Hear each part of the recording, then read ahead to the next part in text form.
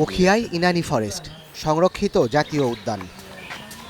বিশাল এলাকা জুড়ে এ বনাঞ্চল, যেখানে দেখা মেলে এশিয়ান প্রজাতির এমন হাতির পালের।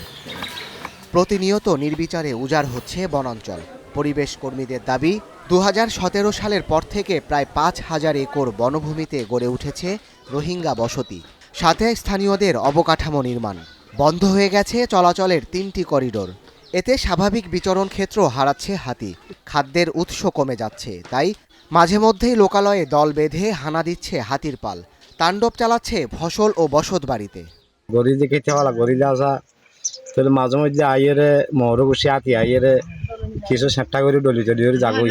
আমরা ফসল ক্ষেত খামার ধান সার যা করি বেশিরভাগ নষ্ট করে গেল। ধান খেতি করি, ধরন মরিচ খেতি করি, ফল খেতি করি, বিভিন্ন হাতে মোড়ার ভিতরে খাদ্য নাফার হারানো যায় এটা আর ফসল বেশিরভাগ নষ্ট করি ফেলার আর জীবনের নিরাপত্তাও নাই।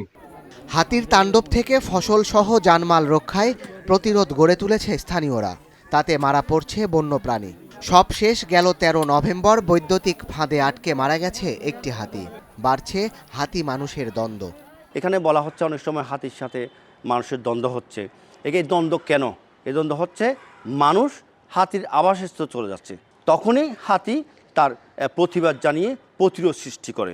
এখানে হাতির কোনো দোষ নেই। যথাযথ আবাসস্থল এবং খাদ্যের ব্যবস্থা করতে হবে এবং হাতির চলাচলের যে পথগুলো রয়েছে, করিডোরগুলো রয়েছে, সেগুলোকে উন্মুক্ত করে দিতে হবে। বায়োডাইভার্সিটি যদি আমরা সাস্টেনেবল করতে না পারি, তাহলে এই অঞ্চলের মানুষের জন্য আগামীতে বসতবাড়ি করাটা বা আমাদের পরিবেশকে স্টেবল করার জন্য খুবই ঝুঁকিপূর্ণ হবে।